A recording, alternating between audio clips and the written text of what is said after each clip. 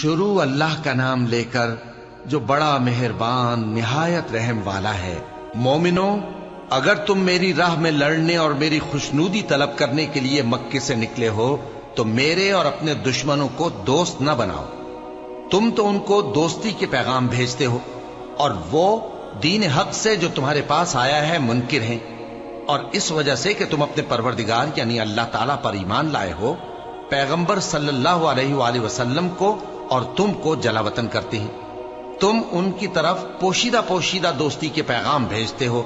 اور جو کچھ تم مخفی طور پر اور جو علل اعلان کرتے ہو وہ مجھے معلوم ہے،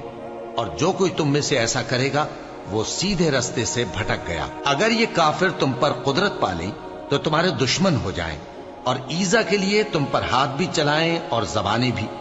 اور یہ چاہتے ہیں کہ تم کسی طرح کافر ہو جاؤ۔ قیامت کے دن نہ تمہارے رشتے ناتے کام آئیں گے اور نہ اولاد۔ اس روز وہی تم میں فیصلہ کرے گا، اور جو کچھ تم کرتے ہو اللہ اس کو دیکھتا ہے۔ مسلمانوں، تمہیں ابراہیم اور ان کے رفقا کی نیک سیرت کو اپنانا ضروری ہے۔ جب انہوں نے اپنی قوم کے لوگوں سے کہا کہ ہم تم سے اور ان بتوں سے جن کو تم اللہ کے سوا پوجتے ہو بے تعلق ہیں، ہم تمہارے معبودوں کے کبھی قائل نہیں ہو سکتے، اور جب تک تم ایک اللہ پر ایمان نہ لاؤ ہم میں تم میں ہمیشہ کھلم کھلا عداوت اور دشمنی رہے گی۔ ہاں، ابراہیم نے اپنے باپ سے یہ ضرور کہا تھا کہ میں آپ کے لیے مغفرت مانگوں گا، اور میں اللہ کے سامنے آپ کے بارے میں کسی چیز کا کچھ اختیار نہیں رکھتا۔ اے ہمارے پروردگار، تجھ ہی پر ہمارا بھروسہ ہے، اور تیری ہی طرف ہم رجوع کرتے ہیں، اور تیرے ہی حضور میں ہمیں لوٹ کر آنا ہے۔ اے ہمارے پروردگار، ہم کو کافروں کے ذریعے فتنے میں نہ ڈالنا، اور اے ہمارے پروردگار ہمیں معاف فرما،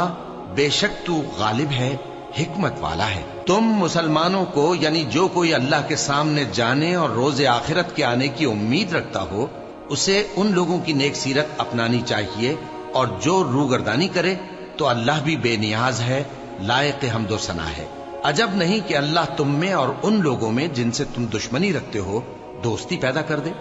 اور اللہ قادر ہے، اور اللہ بخشنے والا ہے، مہربان ہے۔ جن لوگوں نے تم سے دین کے بارے میں جنگ نہیں کی اور نہ تم کو تمہارے گھروں سے نکالا، ان کے ساتھ بھلائی اور انصاف کا سلوک کرنے سے اللہ تم کو منع نہیں کرتا۔ اللہ تو انصاف کرنے والوں کو دوست رکھتا ہے۔ اللہ انہی لوگوں کے ساتھ تم کو دوستی کرنے سے منع کرتا ہے جنہوں نے تم سے دین کے بارے میں لڑائی کی اور تم کو تمہارے گھروں سے نکالا اور تمہارے نکالنے میں اوروں کی مدد کی۔ تو جو لوگ ایسوں سے دوستی کریں گے وہی ظالم ہیں۔ مومنو، جب تمہارے پاس مومن عورتیں وطن چھوڑ کر آئیں تو ان کی آزمائش کر لو، اور اللہ تو ان کے ایمان کو خوب جانتا ہے۔ سو اگر تم کو معلوم ہو کہ وہ مومن ہیں تو ان کو کفار کے پاس واپس نہ بھیجو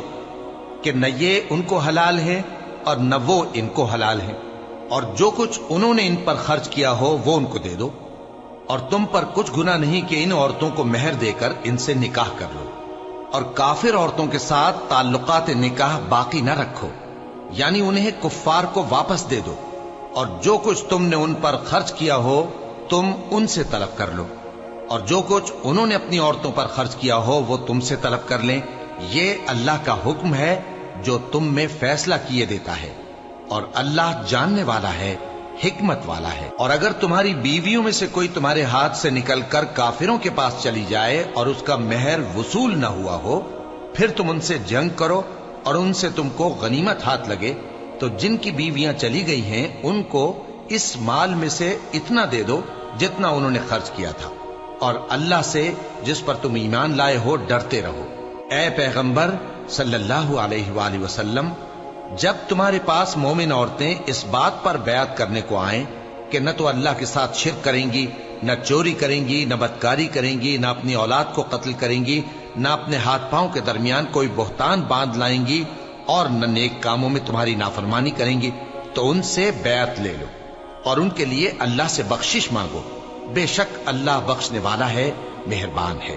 مومنو، ان لوگوں سے جن پر اللہ غصے ہوا ہے دوستی نہ کرو، کیونکہ جس طرح کافروں کو مردوں کے جی اٹھنے کی امید نہیں، اسی طرح ان لوگوں کو بھی آخرت کے آنے کی امید نہیں۔